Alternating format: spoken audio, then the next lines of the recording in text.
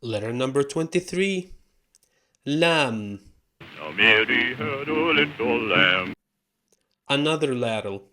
Looks a bit narrower than kaf and without a hamza in its lap. It also doesn't change into a zigzag in different parts of the word like kaf does. Pronounced like the letter L, plain and simple. La. Okay, both in Fusha and slang. Let's form some words. Lahm, which means meat. Lam is here at the beginning of the word.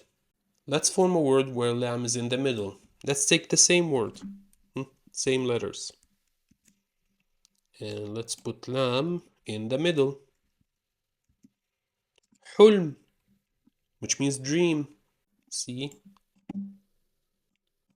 Okay, another word. Let's put lam at the end. Amal, which means lamp. Mary had a little lamb. Can we form more words? You try that. Try to form more words from the same three letters. Ha, mim, lam. Okay, note how lam connects with other letters. Know how it turns to its original shape when it comes at the end or when it stands alone. Same way. Okay, practice lam. If you form any words from the same three letters other than the ones that I mentioned, mention them below in the comments. If you have any questions, any at all, mention them in the comments. Practice lam, and I'll see you in the next video.